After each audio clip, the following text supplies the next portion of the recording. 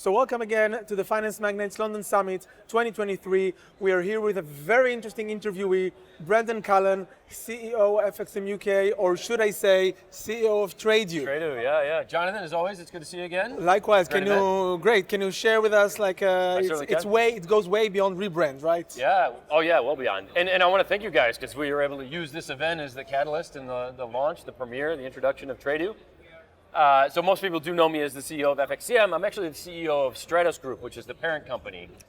And now below Stratus is FXCM, which is going to remain as is. There's tens of thousands of happy customers that are serviced by FXCM, and they will continue to see the services that they've known and loved over the past 24 years. And then separate to that, we're now launching Tradu, which is a multi-asset neo-broker.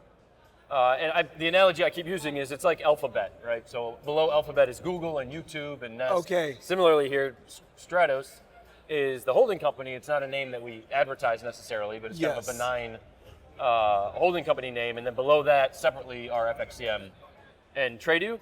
Tradu is obviously a new name. It's a totally different platform and a different product offering. It does, in fact, have FX and CFDs.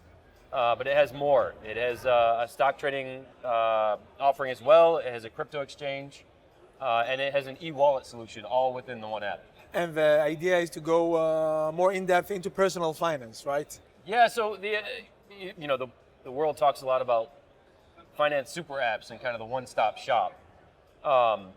That's certainly a valid ambition, and I think certainly in the wake of things like FTX, clients want the providers that they know and trust to provide more of the solutions that they're looking for. So I think multi-asset and doing more for your clients is a natural and right strategy. We think we do it better. In other words, right now, multi-asset is done in one of two ways. You can either have many accounts spread across many different companies, or you trade at one company that has a very disjointed and confusing interface and platform, and they've made a lot of sacrifices for each asset class to be able to bring that all together into an account. So our solution is different. It is one app, one account, but every asset class is treated separately, so we can provide a best-in-class service for each of them. So that's a lot to wait for. It is a lot, yeah. So if I take a broader view of the industry, 2023 was a challenging year, I think it's fair to say. Every broker found a new way to deal with it, which can be attributed to our previous question as well. Which products or assets do you foresee or you see from conversations you have and the data you look at will define 2024? If I don't want to launch like a fully multi-asset fintech solution, listen, like product assets. I mean, in 2023 you had cash products, you had interest rate gaining traction. So I'm asking, what do you think we will see on the panel discussions in 2024? This time next year? Of all the things that Tradu is going to be offering or providing, crypto is probably the one I'm most excited about, frankly. The moment we're recording this, Binance has just been sanctioned for $4 billion. And, it continues to be quite a tumultuous market.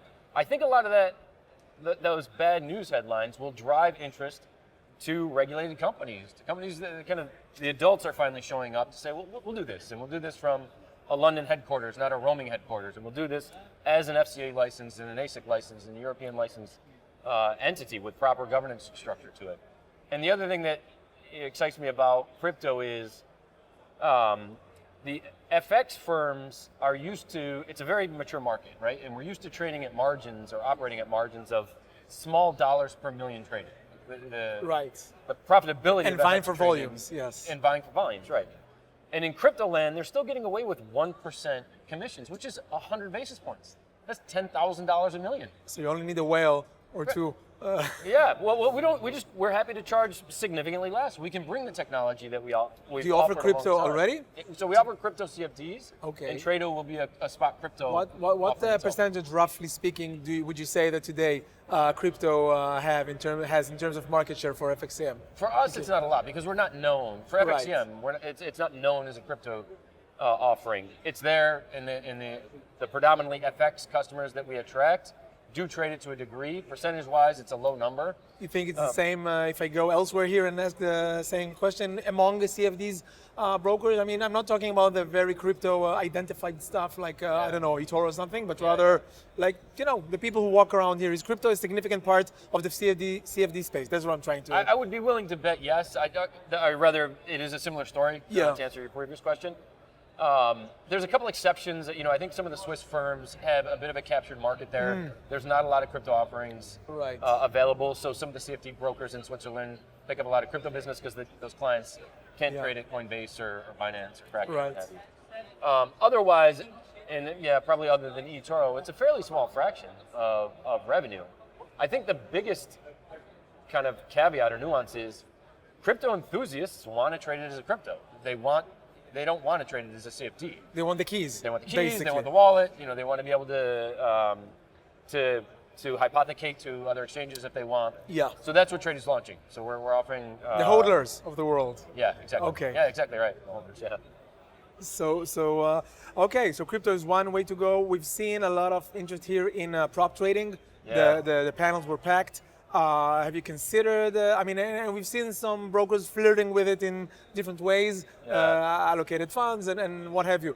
Do you think it's a liability or a viability for brokers in the long term? Having seen other products, you know, skyrocketing only to crash and cause like regulatory headaches for brokers. Yeah, so we don't do prop trading, and prop trading as a model is sound. It's a good one. In other words, when you find profitable traders, funding them, and then sharing the profits makes a lot of sense. I think what's become popular lately, though, is not so much that. Okay. It's selling people demo account, paying for $500, $1,000 for a demo account, or setting up these challenges that you pay for. Yeah. You know, we aren't in that business. I have no interest in being in that business. We give demos away for free. We're not charging, you know, for it. I don't see that as a long-standing business model. Interesting. Some of the people I interviewed have estimated that it will grow like 20 times bigger, regardless of its quality, nature, service to clients. Maybe it will. At some point, how many people are going to be willing to pay $500 or $1,000 for a demo account? And you know, you sell 100 of those. One of them you fund with money, and that one client, you know, has a loss limit. So on the whole, you're having to sell these demo accounts or these demo challenges to be able to fund the one account that makes it through to a live, you know, prop account. I would bet against it. I don't think it's a business model that will thrive or be around long. Noted. Obviously, you're here with FXCM as a B2B player as well. Any piece of advice for brokers or other players in the market who are here after a tough year? Any sage word of advice for 2024? Yeah, I think because it's been a tough year, and by tough year, volume's actually good, but revenue capture is down, oddly. It's just the way the market has been throughout the year.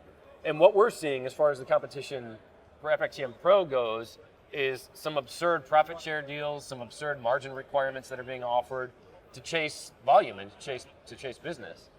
And you know, if you follow those offers and you follow them around, just know that's going to be a temporary offer, and when things turn back around again, they're not going to, you know, uphold the 65% profit share that they promised you in the initial sales call. So I think, you know, when there's deals that are too good to be true, treat them as such. They are too good to be true.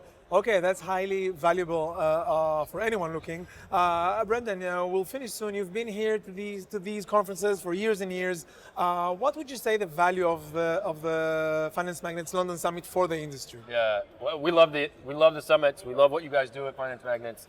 For me, on a personal level, I've got young kids, so traveling is a burden. So having the London Summit and the other summits just means either no trip, because I'm based here in London, or one trip, and you can consolidate a whole bunch of meetings into a couple days, and I love that. And it's all like-minded people. This is a friendly industry that we operate in. So even you know, our fiercest competitors, we're jovial with. So it's nice to have some drinks with the industry. Amazing. On this optimistic note, best of luck with Tradu. Thank you, John. And we'll see how it goes. Thank you very much. Thank you.